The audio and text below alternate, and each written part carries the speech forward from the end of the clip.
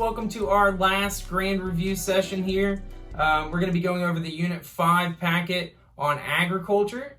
We'll have some other videos for you guys in the next couple of weeks, but this is our final grand review packet, so that's something that we can celebrate together. All right. So without further ado, we're just going to dive on into the packet, starting with number 162.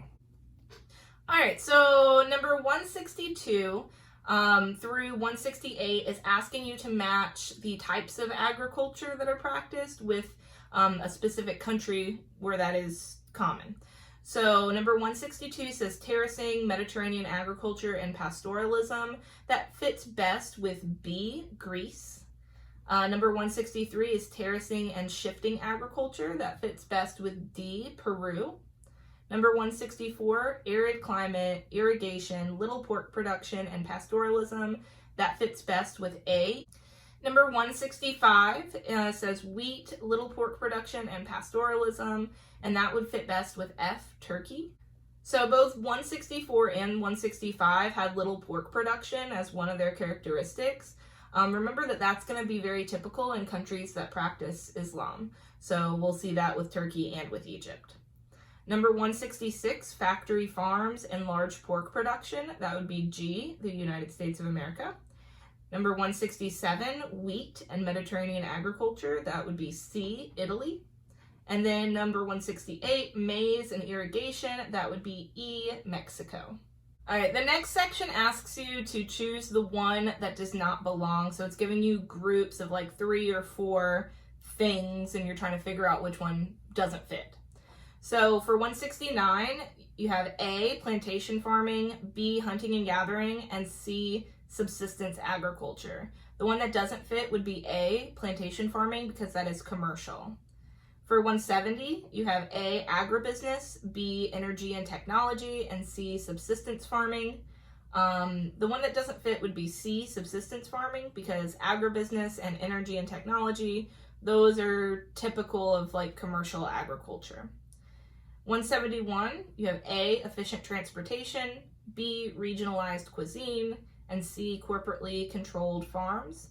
The one that doesn't fit would be B, regionalized cuisine, because of the fact that regionalized cuisine is typically going to be seen where you have a lot of localized foods, where you maybe don't have as much agribusiness and corporately controlled farms, and maybe in areas that don't have efficient transportation where they could ship in foods from other areas. Number 172, A, green revolution, B, increases in agricultural workers, and C, increases in the use of fossil fuels. The one that doesn't fit would be B, increases in agricultural workers, because we've seen since the 1950s, we've seen the Green Revolution take place, and we have seen an increase in the use of fossil fuels, but the numbers of farmers have actually decreased significantly since then. Number 173, you have A, the Eat Local Food Movement, B, improvements to the local economy, and C, organic farming. The one that doesn't fit would be C, organic farming, just because it doesn't fit. The other two go together, the Eat Local Food Movement and improvements to local economy. Those two go hand in hand, so C doesn't really fit there. Number 174, A, beef, B, railroads, C, Milwaukee 1900. The one that doesn't fit would be B, railroads, just because Milwaukee is going to become this meatpacking industry in the early 1900s. You're going to see a lot of beef production in that area, and that's going to become one of the epicenters for beef production in the United States. And then 175, you have A, factory farms, B, genetic engineering, C, high food prices, and D, green revolution. So the one that doesn't fit would be C, high food prices, because things like factory farms, genetic engineering, and the green revolution, they all go together, and they all resulted in a decrease in food prices. So high food prices doesn't fit there. So number 176, we have A, hunting and gathering, B, limited to tropical areas, C, gender-based division of labor, and D, stage 1 country. So if you look at this from the perspective of hunting and gathering being kind of our topic here, it is going to have a gender-based division of labor, and you will typically find this in stage 1 countries. However, it's not limited to any kind of tropical areas or anything like that. It can be anywhere. So the answer is B there.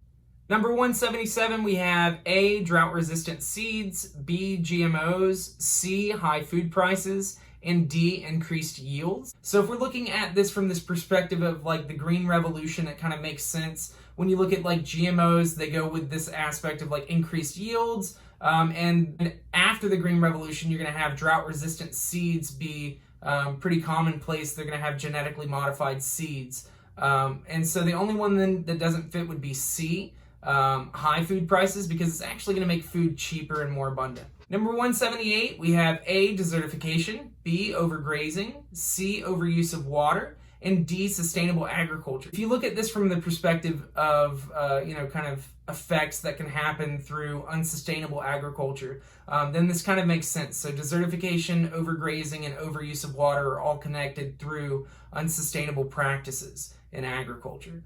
So sustainable agriculture would be the alternative. So D would be our answer. All right, so number 179, we have A, GMOs, B, Green Revolution, C, high levels of debt, D, pesticides, and then E, terracing. So if we look at this again from the perspective of the Green Revolution, the only one that is not part of the Green Revolution would be terracing. That's just a form of sustainable agriculture, but it's not necessarily connected at all to the Green Revolution. Number 180, we have the Green Revolution, Central America, East Asia, South Asia, and Sub-Saharan Africa.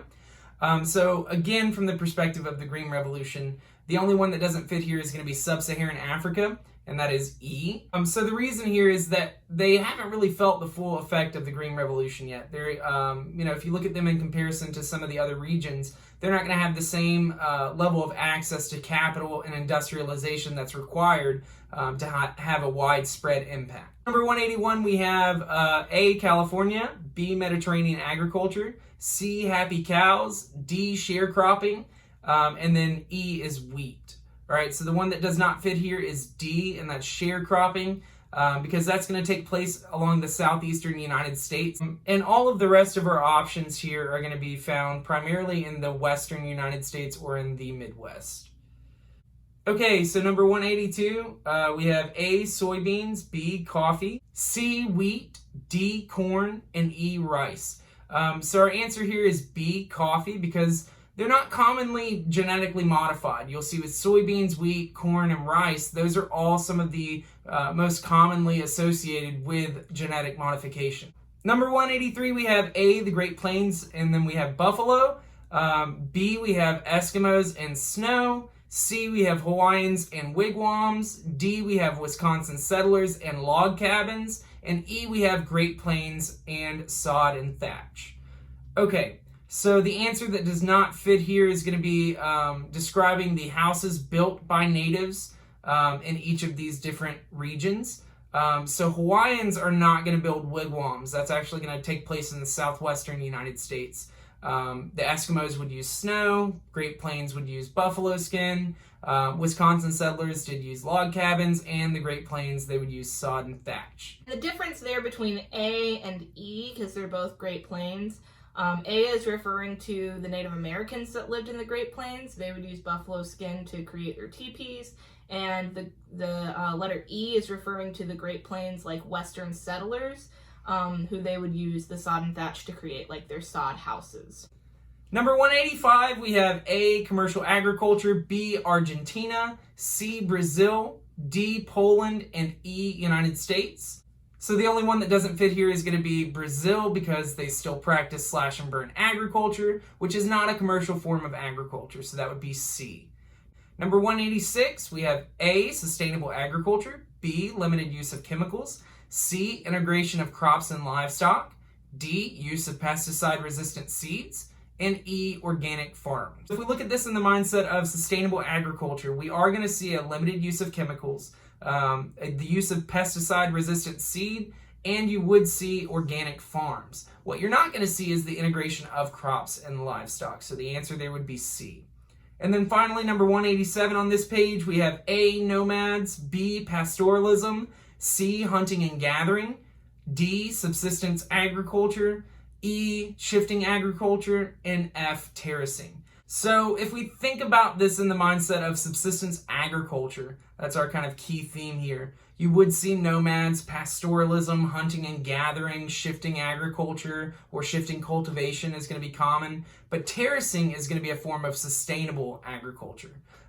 Sustainable and subsistence are not the same thing. You have to make sure you can make that deviation between the two. Subsistence is a form of agriculture where you're only focused on providing for your community or for your family to survive. You're not focused on any kind of profits. When we look at sustainable agriculture, it's just looking at how can we lessen the impact on the environment while still attaining wealth, while still being able to make a profit. So our answer here would be F, terracing.